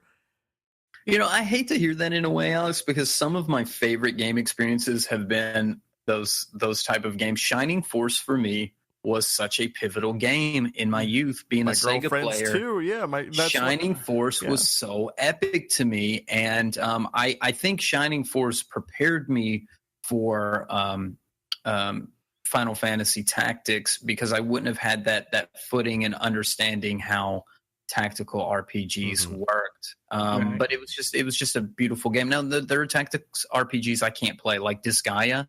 I just never got into it. Yeah. Could not get I'm with you. I'm not a fan of Disgaea either. Yeah, but like Fire Emblem most recently, I've been, I've actually felt like as if I could get into those. But, but I almost feel too like, we talked about the Mario Rabbids game earlier, like I actually want to give that a shot because that too is a, turn-based strategy game. Now, I don't think it doesn't have RPG elements, but, we'll see once we finally get the game, but. Where's Advance Wars, Nintendo? Come on. Yeah, where's that? Advance Wars? You know what? Advance Wars I dug was Advance Wars Day of Ruin. That one was great. I like the story a lot too in that one. Mm-hmm. That was a real good game. Yeah. So yeah, Bloodborne is gonna be my new like turn-based strategy thing. Like I really tried to beat the Cleric Beast this year, but I failed immensely. And I've beaten the Cleric Beast several times, as Alex knows. So. I know. You just need to show me how to beat the game, and maybe things will happen. You know what we should do? Just out of curiosity, we should try the co-op on it.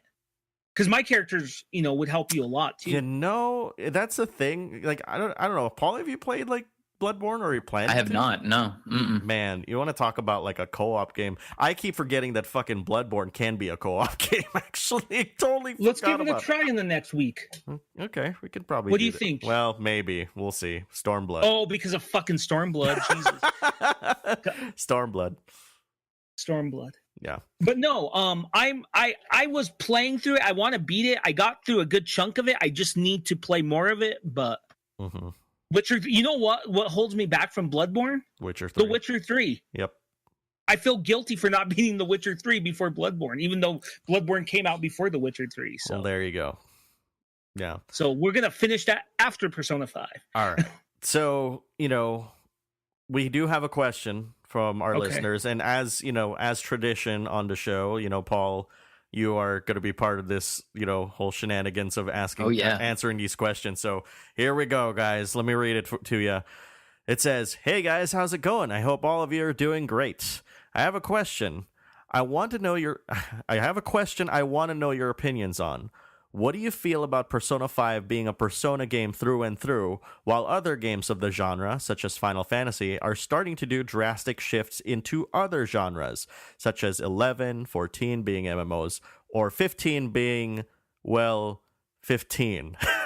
Because that person didn't like 15. Maybe. What's your take on these series either sticking to their guns or trying new and unfamiliar grounds? Thanks for your time, and I'm looking forward to the next episode." Another Luis. This is not the same Luis from last week. This is a different Luis this week. Well, let's have Paul answer it first. I get the first shot. Okay. Yeah. I think it really depends on the fan base of the game. Like the Dragon Quest series, I feel like have been tried and true throughout. Yeah. They keep the same formula over and over and over. I am a huge fan of Dragon Quest because I know what I expect every time I play it. Now, there are aspects of Dragon Quest that I do get a little bored with. Like, I think the music is starting to get kind of stale in the Dragon Quest games. Oh, that's sad. It is kind of sad for me to say that, but I want to hear what comes out with 11 because I feel, and it may be because I skipped 10 because it was an MMO. I didn't really get it, but I wasn't the biggest fan of 9's music. I loved 8's. So I'm just hoping that it's not getting stale. But the mechanics themselves, I love Dragon Quest games because I know what I'm getting into. With like Final Fantasy changing genres in a way, I think it threw the fan base of 15 for a loop in some aspects. Because again, like Anthony has a mixed opinion on it. A lot of people have had mixed opinions on Final Fantasy 15. And then you kind of have to just gauge it and go from there. I don't consider the MMOs really different just because I think they're MMOs, so they stick with the MMO aspect. But I guess back to the question at hand, I think it really just depends on the player base, and those companies need to understand what they're doing before they move off into a radically different direction. And if it's going to be radically different, maybe that's when you decide to put like a special name like Tactics after it or something else. Wild Arms did the same thing with the tactical thing. but you have to keep the heart of the game intact or you're going to lose the fan base altogether. Where Final Fantasy has kept the heart of Final Fantasy in it. That was kind of a thing with the 1.0 versus where Realm Reborn went. 1.0, you couldn't ride a chocobo. You didn't have airships at launch. You didn't have a lot of the core things that were part of the game. And everybody's like, is this even Final Fantasy? It sucks, and it's not even Final Fantasy-esque. Mm-hmm. So you've lost a majority of your fan base right then and there. If you understand that your fan base goes for the lore reasons, then changing some of the technical aspects of the game, you may find something cool and great for your fans going forward, but you just really have to know who you're selling your product to. And if it's radically different, I think you have to make the right kind of changes, like the name, or maybe add different characters to it, but be in the same universe. So if it bombs, you just cut it off and you say, well, we're not going that route anymore. Right. It's like almost you're disowning it. Yeah. That's right. Well, that was that one chance, that one offshoot that we had. Never again. Mm-hmm. Well, let me go here real quick, Alex. I got something to say on that. Sure. I think Final Fantasy gets a pass on it, for me, for ever changing, because they've always ever changed. Now let's look at the first game and the second game, right? Mm-hmm. Which the second game is my least favorite of the main lines. And I never played 1.0 of Final Fantasy XIV, so I can't say. But one was pretty much a straightforward RPG with a lot of like kind of character classes you could, that weren't customizable, but you could have, right? And mix around the party with. And then you go into 2, and 2 had, 2 changed the established, that old idea of, instead of, your kind of original characters that you named, you had these 4 orphans, but then they had that weird level up system. Remember, you let your character keep getting hit, their HP increases, and I'm using that as an example because that series has always changed radically from installment to installment. For better or worse, yeah. Exactly. So look at, and then 4 and 5 is a whole different thing. 4 was a very story-based game, and I'm not saying 5 does not have a story, but 5 was more of a mechanics-based game than 4 was. And then they went back to a story-based game with 6, So there's that. With Persona, though, I think Persona, to that person's point, let's not forget Persona 1 and then the 2 versions of Persona 2 are vastly different from what 3, 4, and 5 are, okay? Mm-hmm. So to be fair to Persona, you can't forget that.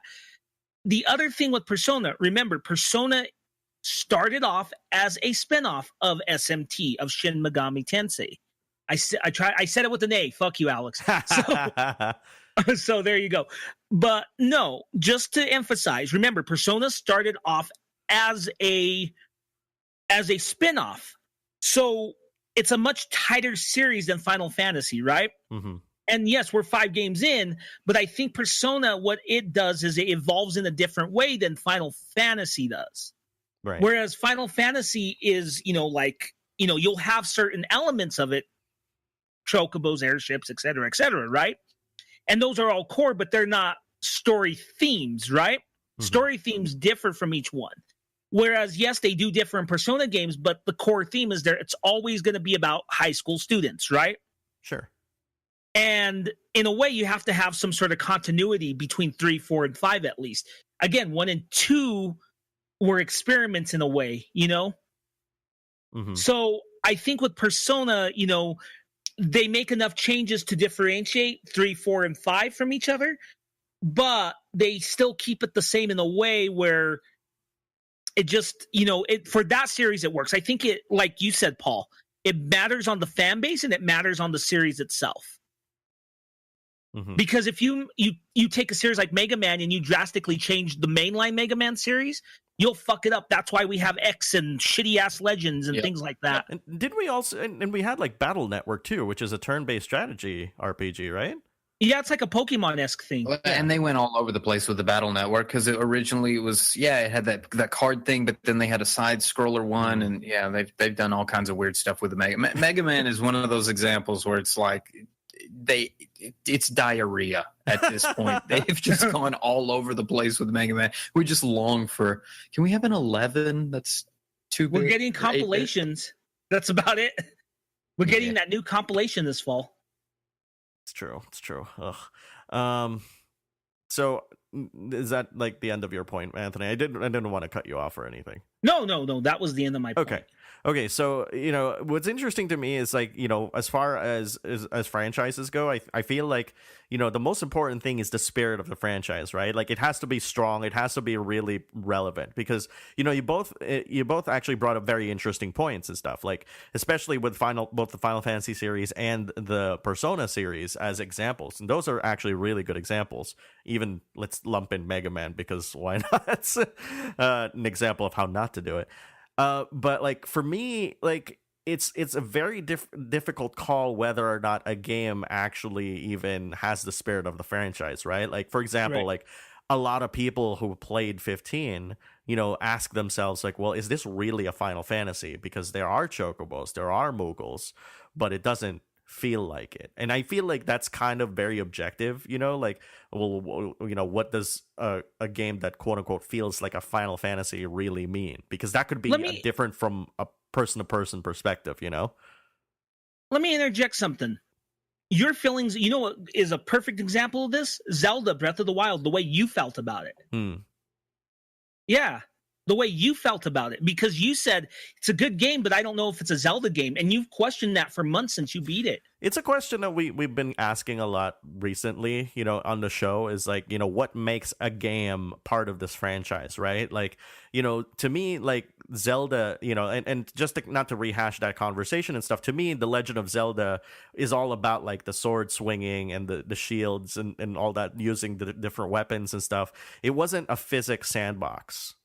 To me, like, and that's why what's really weird about Breath of the Wild and how it's getting praised. And I'm like, like that's not, Ganon is there, the princess is there, that's cool, but like that's, like there are some parts of it that I feel like you could basically tightened up. Like for example, like the durability system made that a lot less strict. Because I mean, I don't know if you've heard about the stories, Paul, but like freaking swords just breaking, like constantly. It's kind of annoying. That's the major complaint that I've heard. But is that not one of those things that they could just patch and fix? But I feel like they're not going to, because they really want people to really experiment with the physics rules of the world. And that's the sad part to me, is that they won't get around to doing this because that's their vision. And that's fine, because that's, what they decided that game to be. As opposed to like, here's another Mass Effect comparison, 3, where they compromised the vision of that game by actually patching a quote unquote fix to the storyline, as opposed the fixed ending. Yeah, I guess. Yeah, don't get me started on that. Yeah, and I might not like it, but you're not gonna make people like everybody like it magically, by compromising on what you feel like should have been the way to play the game in Zelda's case, or the way that it's supposed to have ended in Mass Effect 3's case. But but the bottom line is that's actually probably one of the most talked about kind of subjects like in video games, right? Like, because we always see shifts in genres to make it more mainstream. I mean, Final Fantasy XV, the reason why it is what it is because they wanted to attract more people to it, right? So so they decided, hey, action adventure game, boom, there you go. It's easy, right? No, it's not. You still need to have that character development in Final Fantasy. Oh fuck, let's just make it about the four guys. Cool, there you go. You have character development. It's like, what? Like, it's well, in that one, it's like the character development was based on your emotional attachment to these four, not on actual character development. Like I couldn't go back and say, "Oh, Gladiolus changed as a person." No, he disappeared for a little bit, and then he came back at some other point. And I guess they're going to put some filler in for his backstory or where he went to or whatever else. No, I didn't feel any care. Like he didn't grow as a person. Prompto grew as a person. No, he disappeared for a while, and he comes back, and we're going to get some DLC for it. Yeah. So. I get what you're saying for it, because if you go back to the Final Fantasy question, I go back to 6. You can see character development in a 16-bit game from a treasure hunter that's just in it for the adventure, and then you discover, oh wait, there's a loved one he's trying to save, and does he let go of that dream to move forward with saving? I mean, well, hold on, that's real character development. Or Gao. And his dad. Yeah, you go to Gal's dad's house and he's a big old douchebag to him, and there's that, or Tina, the all that. So there you go. Yeah. This is probably, Paul, this might be spoiler territory for Stormblood, and if it does, I do apologize. I'd have a question about Cyan's name. And Anthony, you probably can attest to this because you played the iOS version. Paul, I don't know if you played any other version other than the Super Nintendo one. Have you? No, I haven't. Okay, so is Cyan's name actually supposed to be Cyan, or is it a mistranslation? That I don't know. It's still Cyan. Okay, it's CYAN. Because the reason why I asked this is because I've been looking at and researching about this. This whole phenomenon, because I actually found a really interesting article that talked about how and sadly I don't have the link right now, is that Cyan's translation is actually wrong. And the name is actually supposed to be Cayenne. And, well, Doma is in Stormblood, and there's supposedly a guy named Lord Cayenne in the game, and I'm like scratching my head. I'm like, this can't be coincidence, is it? Like, it's probably not coincidence, because I mean, let's be honest. There are a lot of characters in Final Fantasy XIV that are borrowed spiritual successors from other ones. There is a Kryl in Final Fantasy XIV. She is not the same Kryl from Final Fantasy V, but she is a magic user. She's short, and there are references to Final Fantasy V. She is a spiritual translation of that lore. What 14 is supposed to do is it takes the lore from other games. It doesn't change those games, but it interprets them in a way that references back to them to give you a sense of nostalgia without shitting on the stories of older games. Yeah. So no, that is not Kryl ripped out, and no, it would not be Cyan or Cayenne ripped out. Worst case scenario, Alex, maybe we'll get the correct pronunciation of a character's name from another game. Finally, which is one of the banes to me of all of Final Fantasy is, how do you pronounce that character's name? Is it Quistis or Keistis? Is it Titus or Titus? Is it, I have a story from high school. There's these little pricks that played Final Fantasy, but they were little pricks. And me and my friends, we would pronounce chocobos, right? And this was 98, so it was a year before 8 was coming out. So we were all anticipating 8, right? And these motherfuckers, every time we say chocobo, they're like, no, it's chocobo. And I'm like, what the fuck? It's chocobo. And so a year passes, those kids leave the school. Fortunately, so I didn't have to put up with them. But I bought Chocobo Racing, remember the little go-kart game? This was like a week before Final Fantasy VIII came out, and they had trailers. They had a trailer for Chocobo Mystery Dungeon, and there's a fucking narrator. Remember, we couldn't, we didn't have YouTube or anything where you could hear those pronunciations all the time.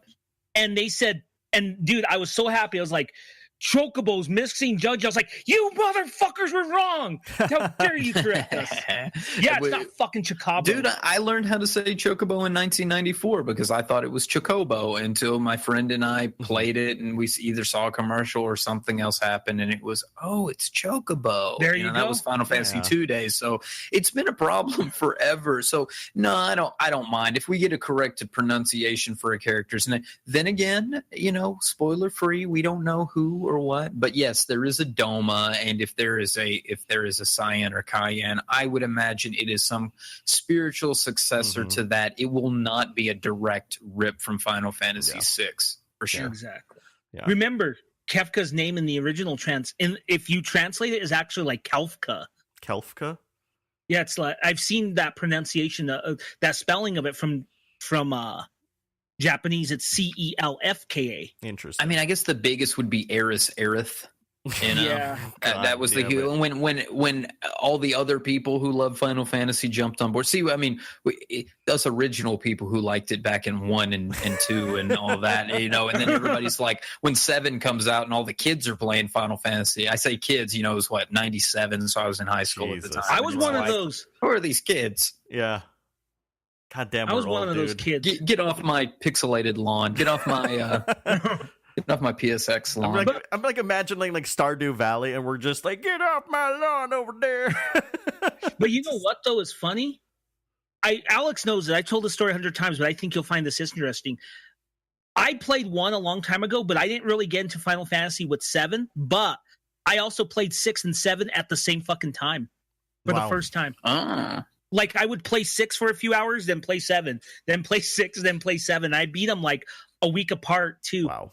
Holy Personally, shit. if you ask me, I think 7 reaches back into the older days than it reaches into the newer days. I know people would draw a line and they would say 1, 2, 3, 4, 5, and 6 is old school, and then 7 up is new school for Final Fantasy. But I think 7's mechanics and things kind of still puts it in the old school because of the materia system was a lot like.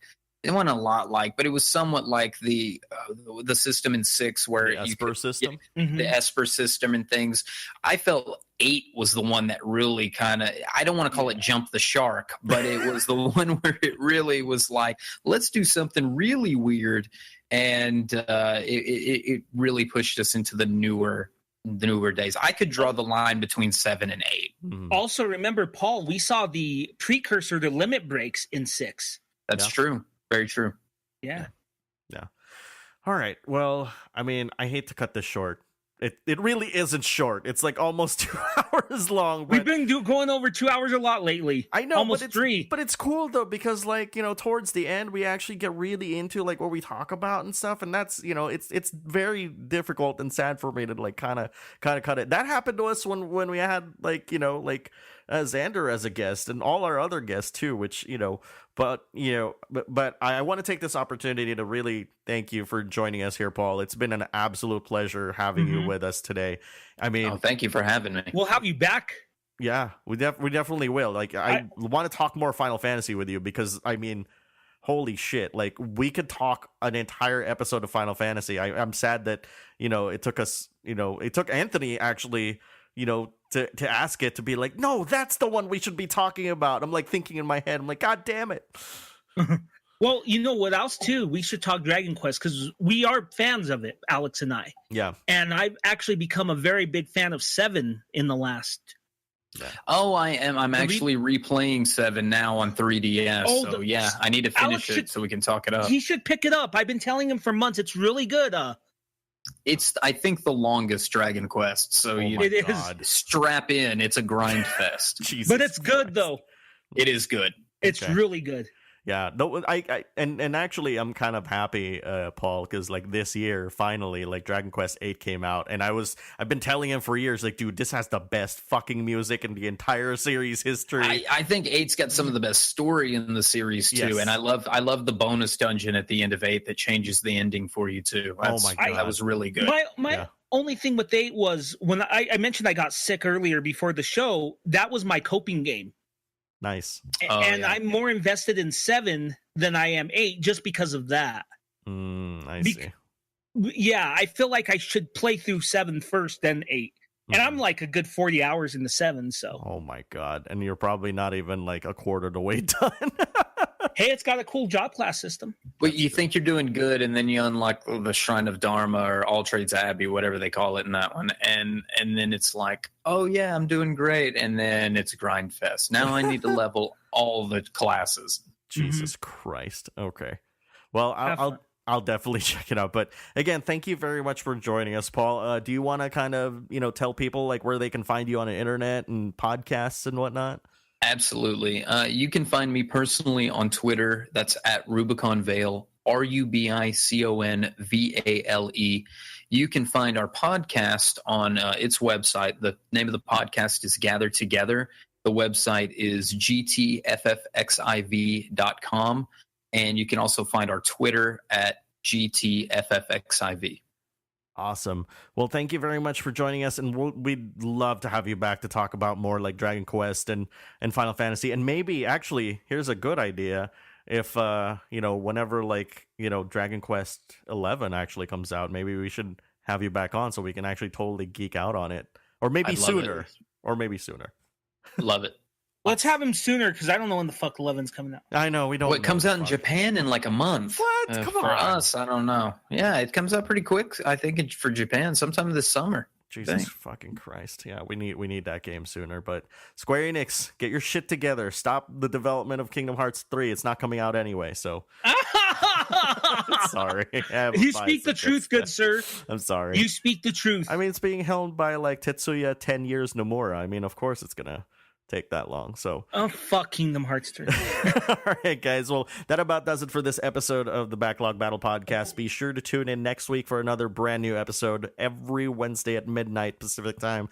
And if you want to send us questions, send us an email at podcast@mybacklogbattle.tv and support our show by buying things on Amazon. Use our code bit.ly/Amazon Backlog Battle. All of your purchases there will go towards the weekly, or actually, no, I shouldn't say weekly. My brain is not here right now. Annual payment for like the hosting so we can offer you all 200 episodes of the show. So until next week, guys, we'll see you guys later. Happy gaming. Thanks for listening to the Backlog Battle Podcast. Don't forget to email us at podcast@mybacklogbattle.tv if you've got any questions, comments, or suggestions from today's show. You can find Anthony on Twitter at twitter.com/MagusX1 and on YouTube at youtube.com/MagusX1. You can find me on Twitter at twitter.com/MyBacklogBattle or on Facebook at facebook.com/MyBacklogBattle.